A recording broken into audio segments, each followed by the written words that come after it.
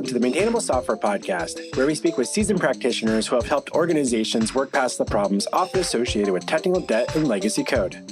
I'm your host, Robby Russell.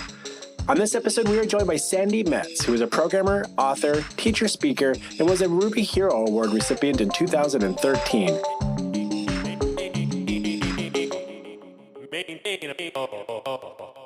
Sandi Metz, it's so great to have you join us on Maintainable. Robby, I'm happy to be here. All right, so given your vast experience in the industry, what do you believe are a few common traits of maintainable software? I firmly believe that the cost of software is in the reading. You write it once, people read it for years. And so when people write software for their readers, like with good names, with organization that is gentle on someone who maybe hasn't looked at the software before, like that is, I think, the number one point. Can you give me an example of gentle? It's like we're writing the software for them, not for us. And so that inclination that we all have, that desire that we all have to be seen to be smart and clever, is probably a thing we should kind of resist. I love writing clever code, but I've written code that I, the author, could not understand later. And it means that no one can understand it if the writer can't understand it. So that's what I mean by gentle, like with faith in their good intentions and a belief that they mean well, trying to tell us, it's like a story in the bottle thrown to the future. And you want those future readers to understand it and appreciate your good intentions. I suppose maybe thinking a little bit more about this in terms of making sure it's readable and so that other developers can wrap their head around or get a mental model of the system or aspect of the system. I know there's a lot of people that join projects later on, and so they weren't there. And sometimes those people that started a project are no longer there. And so what do you think are some good habits for teams to think about when it comes to, say, documentation? Are you thinking more like the code itself should be pretty verbose? Like good OO is a bunch of small pieces that are somehow arranged in a collaboration. So every small piece ought to be understandable. Like if you arrive at a project and they have defined a role and there's 2 or 3 players of that role, it ought to be really easy for you to make another one like that. Like that's not the issue. The bargain that we make with OO is if I make a lot of little things, it'll be easy to make another little thing, but I'm willing to pay the price of perhaps not being able to understand the operation of the whole. And so I don't really want documentation at the object level, but I do want some integration tests or maybe even written down pictures that show me how everything fits together. It's interesting. What are some symptoms of like a code base, and based on your experience, that tend to have a lot of problems? Like what types of things have you seen historically there that keep popping up? Now that I spend my life like going to shops and spending a few days and looking at code, it feels to me, well, again, could be selection bias, but I see us as humans doing some really common things. One is that the problems that are easy, we write pretty understandable code about, but the problems that are hard tend to, over time, degrade into big, messy procedures. The unfortunate truth about the problems that are hard is that they're often the only things that matter to our domain. Like in a Rails shop, user is out of control in every shop. That thing that we do where we go along doing the same thing over and over again, it seemed easy to begin with, like repeating that forever leads to incredibly complicated code. So one of the things I see where people are having trouble maintaining code is that they let it go too far, all the while knowing that they were sorry they were doing it. Like there doesn't seem to be a built-in system.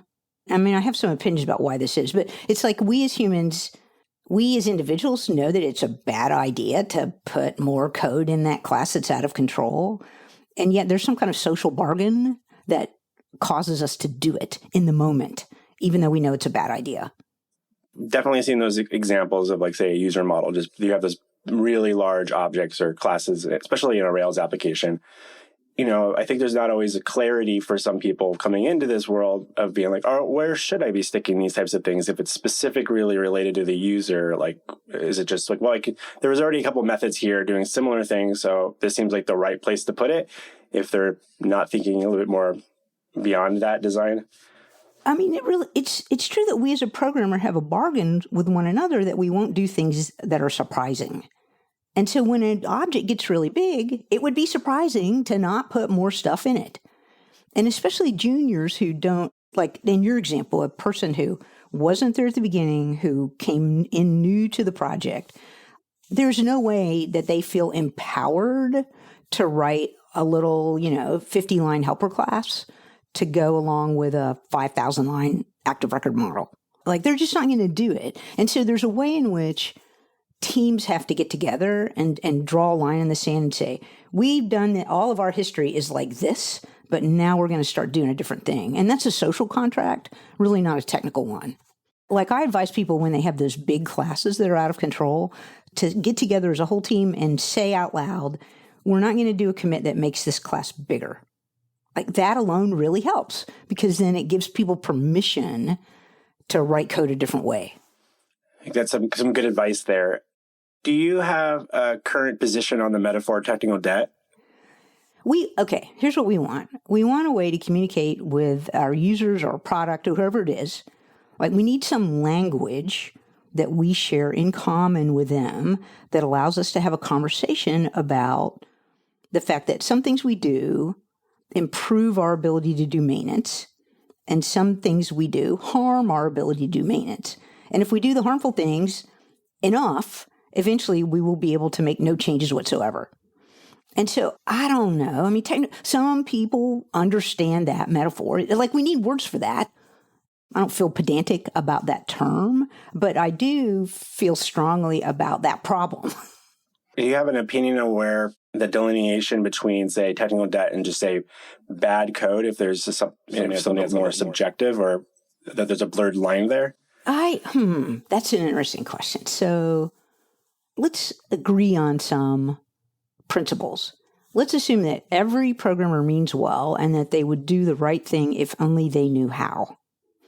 Right? That's a pleasant place to live in. And so if that's true, what does it mean when people screw up?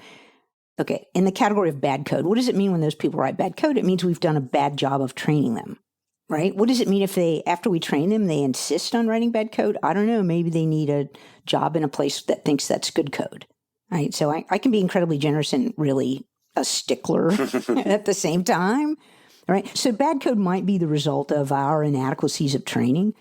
Writing code that harms the code base for expediency in the moment, that's a different issue, right? That feels like what you're suggesting. Well, I think there's often a conversation between teams where technical debt might be used as a vehicle to convey some dissatisfaction with the code base, or something that someone else wrote before, or maybe it was even something you wrote yourself.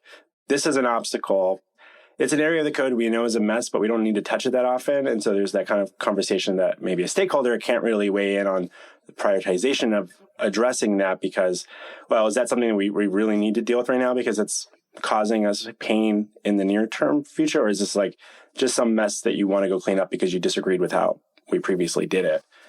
I mean, I'm a big fan of addressing, okay, if we agree that we're going to use the term technical debt, and I'm going to define it as there's a place in the code where it's hard to make change because of decisions that we've made in the past. I could care less about that if it never changes again. Just walk away. Like the decision as a programmer, if we make a decision to go and rearrange code because it suits our sensibilities in the absence of a requirement that code change, this is why product is afraid of us. They think of us as a bunch of prima donnas that just want to write, we want to paint our own little pictures that have not, we want to do art in a way that doesn't add value to the business. Here's the thing about technical debt. I probably shouldn't say this, but I will. It's non-programmers who need the software we write are like lambs to the slaughter. They have no idea whether the things we're telling them need to be done really need to be done. And they have no way to judge whether or not, if we tell them, I want to do this thing that's not related to a feature that you want right now because it will make it easier for me to make features for you later. How can they know if that's true or not? They just don't. And so part of our obligation is to develop a level of trust to make the product feel like they're in the boat together with us. And one way to develop trust is to have it become clear to them that you're not doing stuff just because it suits your sensibilities, that you really are aligned with their business interest. And so that's one thing, right? Some code is a mess. I'm sorry. It should probably stay a mess forever. There's another thing that happens is, in code bases that, like businesses that have succeeded, inevitably have huge, big code bases, some portion of which is an enormous mess, an embarrassing mess, right? And those code bases often have been subject to waves of enthusiastic refactoring over a number of years. It's common for none of those waves to have ever reached completion. So looking at the code is like going through this archaeological dig where some of the code looks like the best thing we can imagine, and then some of the code looks like the best thing we imagined in 2015, right? And so just my experience of looking at lots and lots of different shops is that apps are never beautiful, and that we need to concentrate our efforts on things that are touched when we take tickets off the backlog. And that some things are a mess and they're going to be a mess forever, and I don't really care. Do you think there's enough in the education process for software development? Like, I didn't go to like a school to learn to become a programmer. So I often hear people like, well, like they teach people to build new things quite often in academia or even in boot camps. There's a lot of building new features or building a new application from the ground up. And I think there's probably a lot of merit to understanding from like square one. But do you feel like there's enough conversations about how to like manipulate and change existing code in education sector? I mean, probably not, but I can understand why they don't do it, right? Like, it's a grown-up thing to deal with a big, messy code base. And the amount of time it would take, like, how many hours are you actually in class if you're taking like the software maintenance course? Like, that number of hours might be necessary in order just to understand the domain, especially if it's messy. So it's super hard to teach those skills. Yeah, I feel like there's a lot of like, is there enough prep work for when they land that first job? Because I'm imagining most software developers don't get to start a brand new application in their first job. It's usually, you're in the deep end of something that's been around for a while. The business has had enough success so they can hire you. Like, that's an aspect to it. So there's going to be something there existing that's been around for a bit that it's going to feel like a big endeavor. Just now you might feel a little nervous about these next few steps there. And I'm going to dive into some of those topics in a little bit, but like, what's your experience been when it comes to people coming into new into this industry and trying to have this aha moment of being like, oh, refactoring and making changes is what I do, not creating new software? When I teach, I often try to drive that point home by telling people, okay, here's a continuum. On one end, like, this is your job, and you have to put yourself in one extreme category or the other. On one end is, I change existing code for a living. And on the other end is, I always write new code. And it's interesting. Everybody has to put themselves. It is almost 100% of the people put themselves in, if forced to choose one of those two extreme categories, they have to put themselves in the I change existing code for a living. And it's interesting that it seems to cause this sort of brain blow up cognitive dissonance moment, because we all like to think that we write new code, but we really don't. We change code for a living. And so that, if it is true that what we do for a living is change code, then it goes back to that first thing we were talking about. It's really important that code be readable. So that you can make good changes and feel pretty confident about that. And you're touching on an interesting point there. Like, there's been a couple of years ago, I saw an article by, I don't know if you're familiar with the Legacy Code Rocks podcast. There's another podcast out there, but the folks behind that, they had an article and they were talking about makers versus menders in the software development community. And they're like, we're menders, not makers. And I think, as an employer myself of software developers, I have this conversation a lot with people, especially people kind of new to the career, being like, when do I get to work on new things? When are we going to build a new app? I'm like, well, first of all, that's not really my company's business model. Is as a software consultancy to build new stuff all the time. It's like we come in and help other companies with their problems. So it's just like that. Well, I feel like I'm missing out something. Maybe there's a place I can go where I get to focus on new things. I'm like, that might be maybe a startup or something. But even then, you're not likely to always be like one of the first few people. So do you have any advice for those people that are listening that might be going, oh, having this aha moment of some sort, being like, it's okay to be a mender or someone that's going to change existing software for a living, and not going to impede on their, say, creativity or the idea that they can be an artist as a software developer? I mean, here's the thing. Making is easy. Mending is a challenge. Like, to me, the sort of, like, you'll know you've arrived when you can look at a huge, big mess and figure out how to mend it. And that is, first of all, wonderfully satisfying.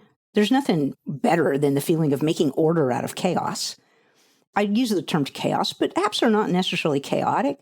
They were written to do a thing that is not the thing they need to do now.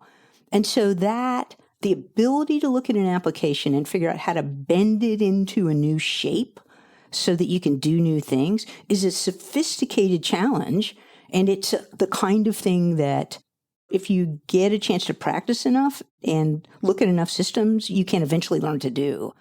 You'll know you're a great dev when you reach it. Again, anybody can make new things. Like changing existing things is the best fun challenge of programming.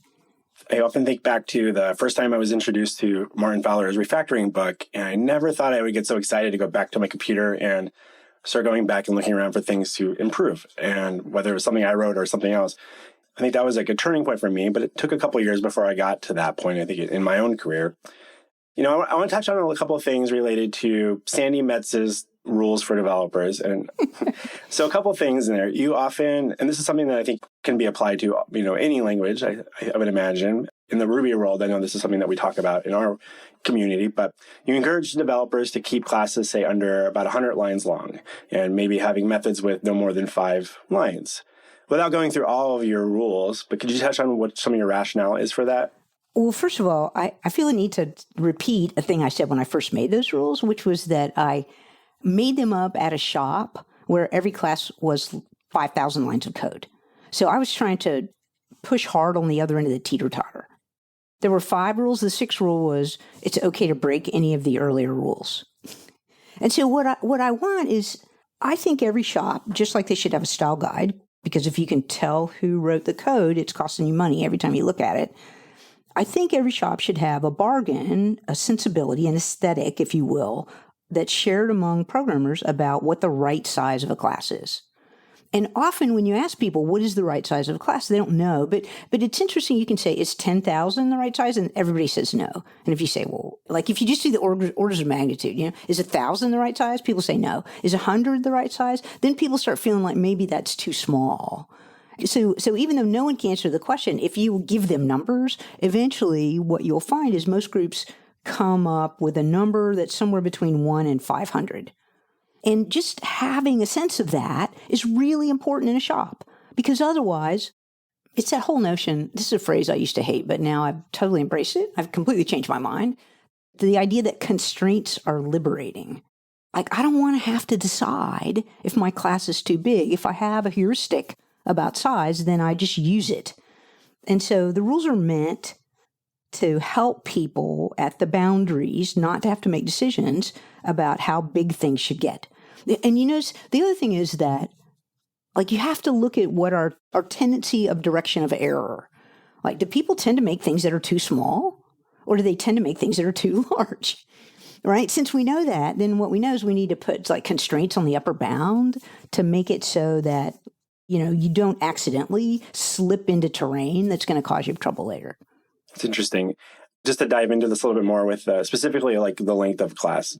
Are you an advocate for having, you know, in the Ruby world where, you know, maybe, and especially in the Rails world, it might commonly just have a class be in its own file? Are you an advocate for keeping things separate into separate files, or are you okay with having multiple classes in the same file? I would absolutely put multiple classes in the same file. I think that's super important. And, you know, very often when I tell people to make small things who are Rails users who haven't had a lot of other experience with Ruby and aren't used to writing their own require statements, like people are like, oh, I would have 1 million files. That's their objection. Like, no, you won't. Just put them, like if you have a little set of, like, say, objects that play a common role, and they're little, then putting them all in the same file is super useful because it helps folks who come later know that they can make another thing like that.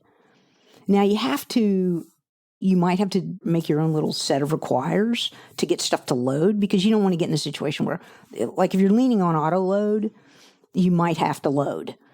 Like, let's not let the tool chain keep us from doing what's right. Let's just add small things to the tool chain to allow us to write code the way we want to. I think that's interesting. Do you, just to give some people some maybe a more tangible example, without actually being able to see any code on a screen right now when they're listening on their headphones or what have you, but let's say you take that example of a really large user model or class in a Rails application. What are some examples of like things that you've often seen be like, let's extract this into, say, a different object or class? The most straightforward rules. It's common to need to have logic that controls the collaboration of two subclasses of active record. When that happens, I think that's a different object, right? It's an authorizer, it's a whatever, it's something. So every place you look in an active record object and you see, like very often people make tables to hold data that represents either real world things or things that we're so used to that they feel real. And then the logic that controls the collaboration between those two things is often an idea. And if you have a system where users are buying tickets, you might have a refund. You might look in either the user or the ticket class to see the refund logic. I think the refund, the idea, like this is the best thing about OO. We're creating virtual worlds where ideas can be as real as things. And then if we do that, it can take a lot of the idea managing logic out of the things and put it in different objects, which has enormous benefits because then, if you have a refund object where you inject the other objects that hold the data, you could, at runtime, that refund object is probably a subclass of object. It's not related to the Rails hierarchy. So you can easily imagine from there taking the next step and creating refunds that you can test without spinning up Rails, right? If they're using the data out of user and the data out of ticket, you could easily plug in a fake user and a fake ticket and just test the refund logic because it's not about persistence. It's about the idea of refunds or, rebates or whatever. So like in the example of, like a refund, are you imagining that there's logic in that type of object for like handling the calculation of what the refund would be as an example? So if you feed it like a user and it's like a ticket that got purchased or something, and then that itself is responsible for the calculations, is that something you're then passing in a user model to and a ticket object, I suppose? Yeah, exactly. So let me tell you what I think the responsibilities of subclasses of active record are, and that might help. Okay. So inheritance in OO is a kind of relationship. So the subclass is a kind of the superclass. And I contend to you that user is not a kind of persistable. I think user is a kind of user, right? And so if that's true, and I think all the things that inherit from active record are a kind of persistable, which means to me that their responsibilities they revolve around here's what I want. I love it. I just love this about Rails. I love that I can make a bag of attributes and they will get saved in the database so that those attributes have the values I want when I come back later. I love it that there's a place where I can define the relationships between different tables in the database, has many belongs to, all that. But that's not my business. I am happy to tell ticket to save. Let's make a distinction here. Let's say there's a ticket object and there's an AR : ticket object. There's a thing that represents a table in the database, and that's a different thing than the business ticket that I have. So if you imagine, we almost have to invert it from the way you see a lot of Rails apps, right?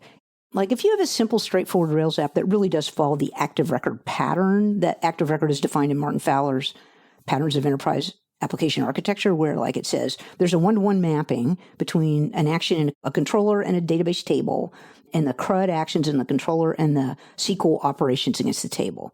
If your app is that simple, then it doesn't really matter what you do.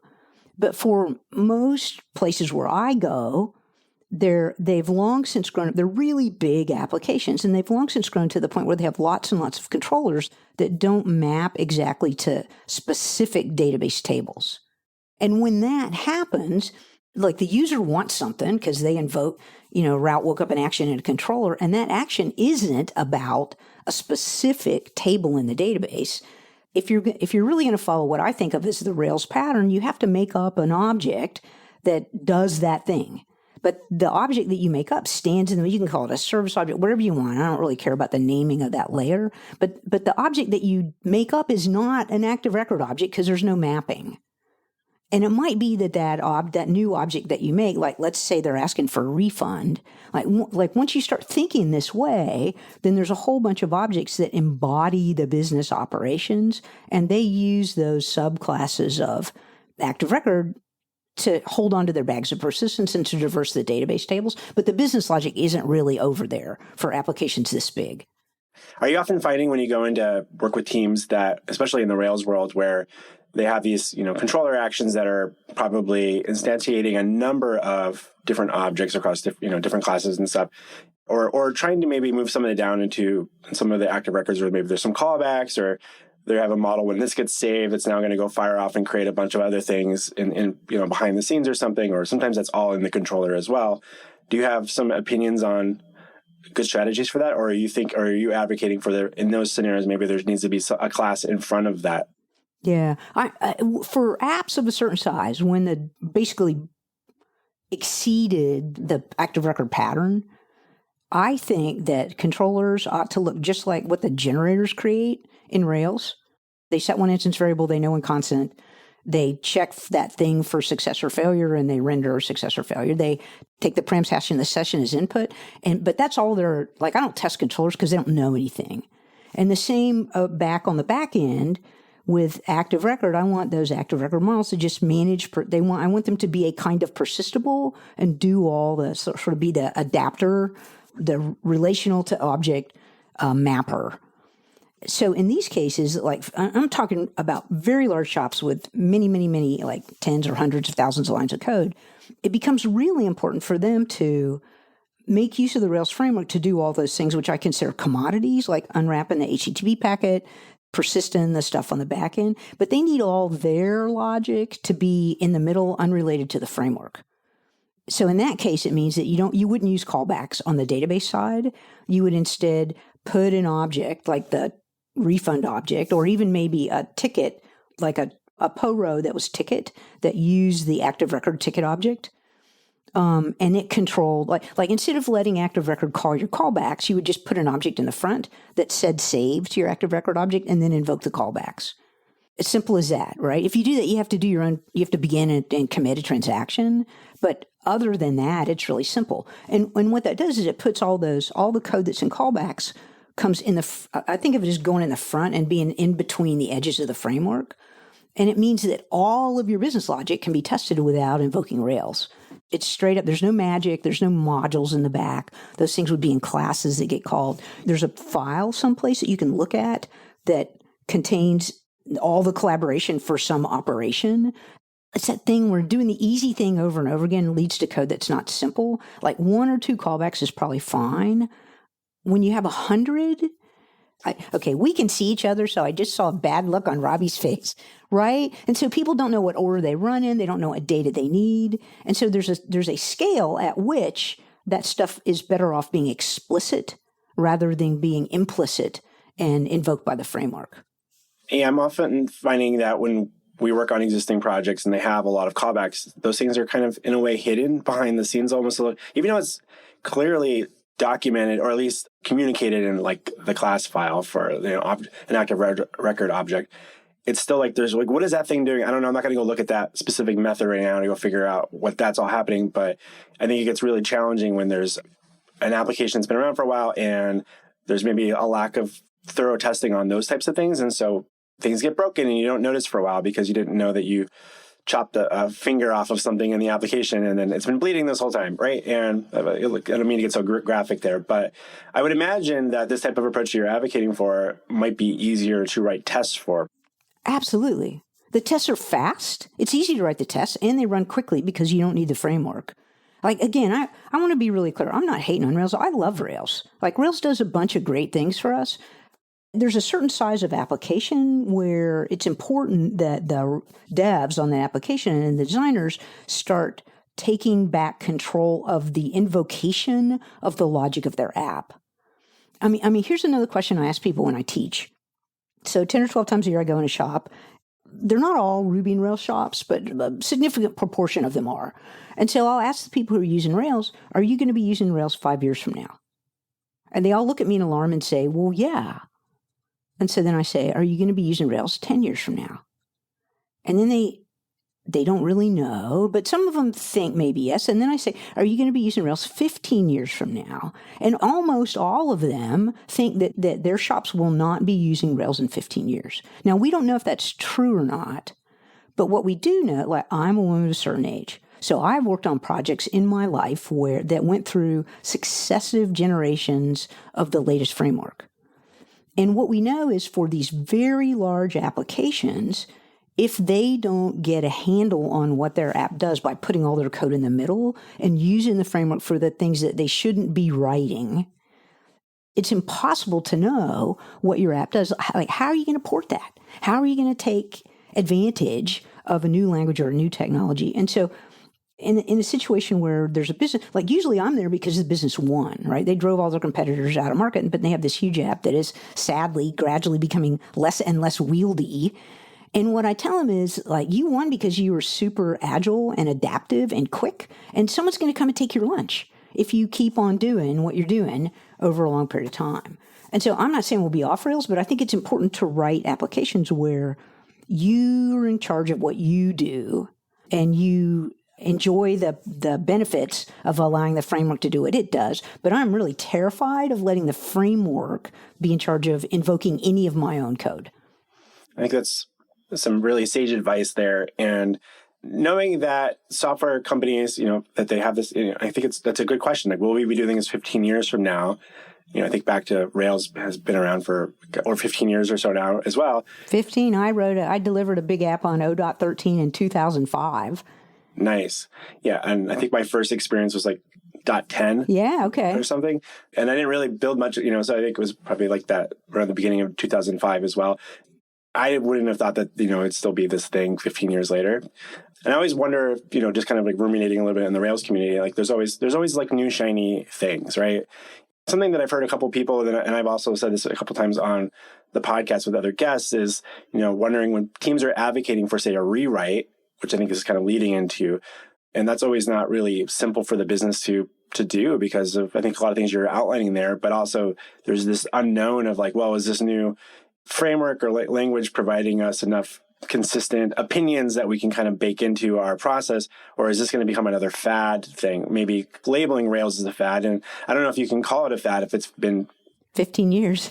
Yeah. So, and I think that used to be a thing. And like, I remember when Rails started and how there was kind of a pushback against, say some attitudes in the Java community at the time. And I'm like, are we becoming the same community? Having been around the community for a long time, have you seen, or does this seem like another cyclical thing where it's going to be the same sort of thing we're seeing in 10, 15 years from now, but Rails will likely still be around?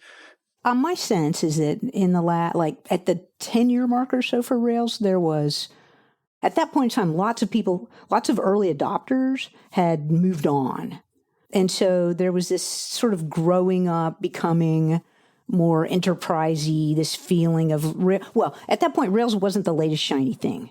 And there was a little, like if you follow the programming indexes, adoption things, there was a little drop in Ruby and Rails over that time. But that has ticked back up, interestingly.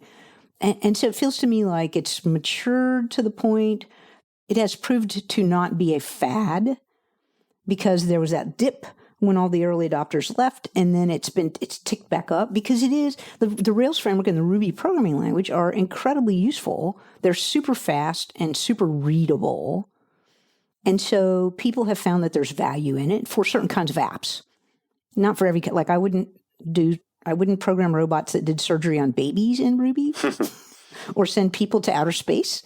But there's lots of apps where we can tolerate a little less sort of help from the language in return for speed of development, and it's good enough. And so I think Ruby is going to, like, it wouldn't surprise me if Ruby and Rails got to the 30-year mark. But what we don't want to do is like this notion that the big rewrite or the shiny new thing. I see people take the mess they have and try to rewrite it and fail at that.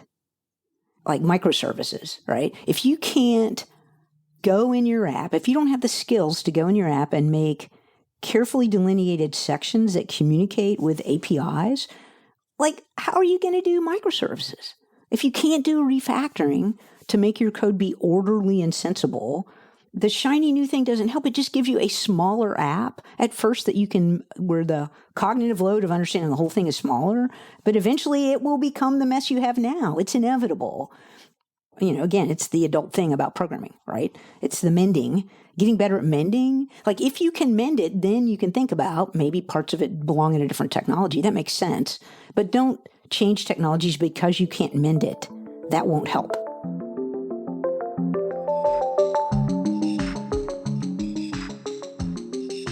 We'll be back with our interview with Sandi in just a moment. Hi, it's me, Robby. I wanted to take a quick moment to thank you for making time to listen to Maintainable. If you're finding these conversations valuable, please consider sharing a link amongst your peers and writing a review on Apple Podcasts and Stitcher. Also, do you know someone in the industry that I should be speaking with on Maintainable? Shoot me an email to Robby with a Y at maintainable.fm. And now, back to our interview with Sandi Metz.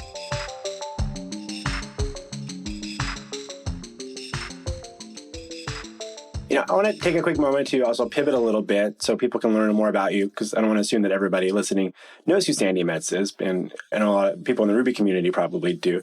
So actually, first thing I want to talk about is, could you talk a little bit more about your new gig at Code Devotional? What is it? So, I'm terrible at blogging. I'm kind of a missing presence on social media, but I do have a friend who's better, and it's someone that I've been talking to every week for probably 15 years. We live moderately close to one another, but we don't see each other physically that much. And so for many years, we would get together and write code on Sunday mornings virtually somehow. And so we began to refer to that, as you might guess, as the devotional. It's no longer a Sunday morning thing, but so we would have conversation after conversation. At the end of it, we'd say, we should have taped that. That was super interesting. Other people might have been, they might care. And so we've decided to become a little more formal about that. So it's TJ Stankus and I. And so we have a website up. We got branding and a website and one blog post. But our intent is to do maybe tape some of our conversations, have a podcast, and also to get some other content up there. Again, I'm really bad. I'm dyslexic, so I'm a very slow writer. So even though I have 2 books out, it takes forever. And we're in the middle of the second edition of 99 bottles of OOP right now. And it's all like, I am the complete and total bottleneck. And so hopefully this, Code Devotional is a way to provide more content and also to, like, I'm better talking to you right now than I am answering things on Twitter. I need that sort of human contact. And I'm hoping that the 2 of us will be able to do that such that we can do things that the public can see. So that's the plan. If anybody here cares, if anybody listening cares, there's a subscribe page. So we'll have a very periodic, not very often mailing list. So go sign up and we'll tell you about things. Excellent. I signed up myself last night, so I'm looking forward to my first email there. You mentioned that you're working on the second edition of 99 Bottles of Object-Oriented Programming. For those that might be familiar with the first edition, what can they expect coming in the new edition? So the first edition was mostly, it was like a long extended refactoring where every step was written down. So the second edition adds 3 more chapters where we expand into the notion of, so the first part is more of a recipe following, code smells and recipes. We're moving on into how to deal with uncertainty and how to make decisions at the boundary where maybe you don't get guidance from a code smell or a recipe. In addition, we're doing something that people have been asking for. The code examples in the book right now are in Ruby. When it comes out, we've translated it to JavaScript and PHP. So there'll be a Ruby, JavaScript, PHP version with, I hope, Python to soon follow. So we're trying to do all it. Like, it maps pretty well because it's a book about OO. It's not a book about Ruby. Everything we explain maps pretty well to all the dynamic OO languages. People keep asking for a stat Swift or, it's not really clear how to do that, but we're examining that for sort of deeper in the future. The book is for sale right now, the first edition. Anybody that buys it will get everything, all the languages, the whole new book when it comes out. It's really close. Like, chapter 7 has gone to the editor. Chapter 8 chapters 8 and 9 are written, but they're waiting on me to go through and do them, and then they'll get edited. And then real soon now is the answer to when it will be out. That's great. I'll definitely include links to that in the show notes for everybody. But there was a couple of quick little kind of a hypothetical scenario that I actually don't think is that hypothetical. So let's say that there's a team that has an existing software code base that's been around for over a decade, and maybe most of the original developers are no longer around, and they're hiring a new person, say like Sandi Metz, to come in soon to come help them with hopefully helping them repair and improve and mend their software so that they can increase their team's velocity or get more things working again, because they feel like there's just too many bottlenecks and the product team's like unhappy about the situation. What types of things would you encourage a team to start doing before someone like you were to show up? Like teams need to have a good grounding in OO. And you already mentioned Martin Fowler's refactoring book. I feel like the group needs to have looked at every page in that book and understand what's in there and be able to go find things in it if they think they need that help. That's one thing. I am a big fan of Michael Feather's dealing effectively with legacy code. And if you have a big code base that you're having a hard time making changes in, often it's poorly tested. I would recommend people to try to get a handle on that knowledge. In terms of what to do with the code, it's really important to me to know that sort of churn versus complexity thing. And let me see if I can explain that. So some files are complicated and change a lot, like user. Some things change a lot and are simple. Some things don't change much and are complicated. I don't care about that code. There's only a few classes in apps that are costing money. And what I would want people to do is make sure they had a clear idea of the parts of the code where they would get the most bang for the buck.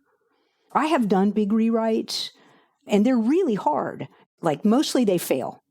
So even though it's possible that somebody can make a superhuman effort and go away in a room and over a year or 2 years rewrite the app while it is being maintained by other people, I don't think that's the right way to do it. I think what we're going to do is make some bargains about not making big things bigger. We're going to have some common understanding of what perfection would look like if we had it.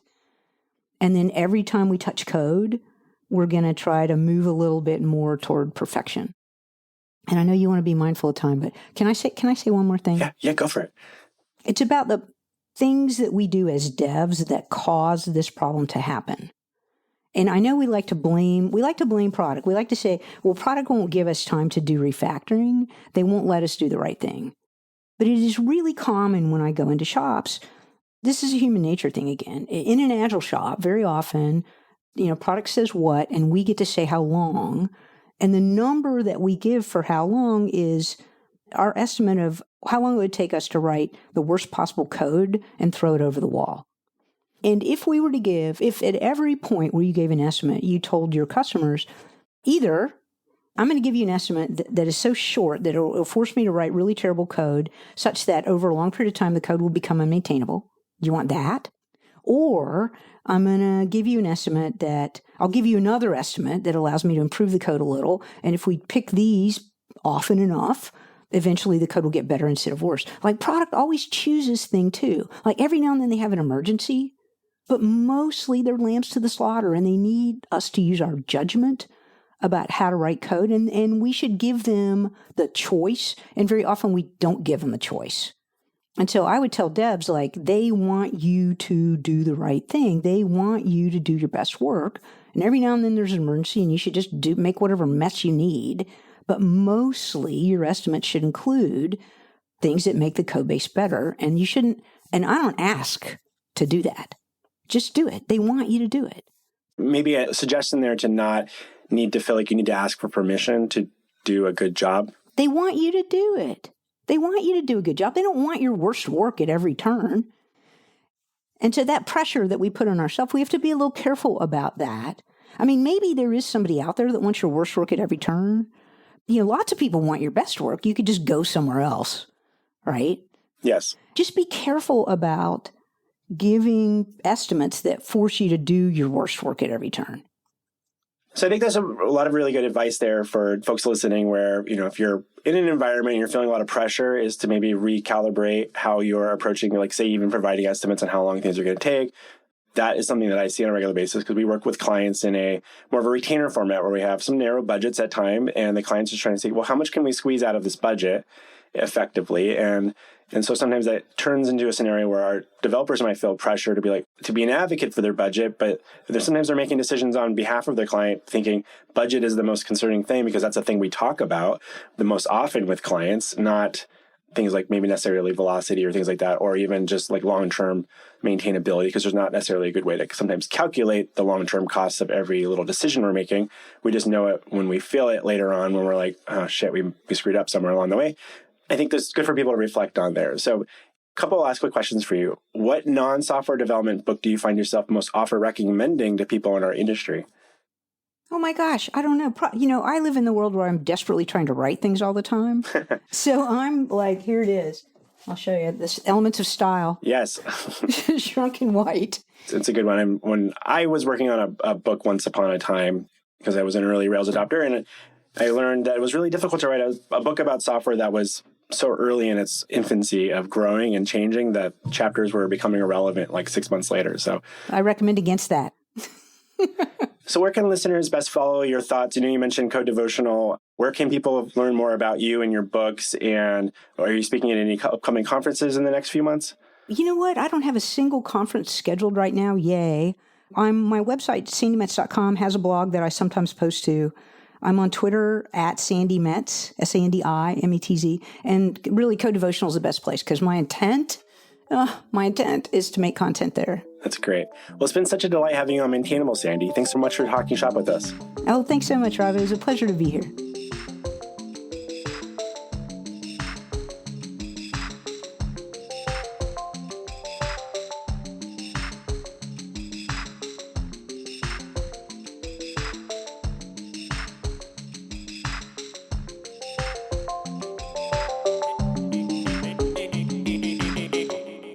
Maintainable.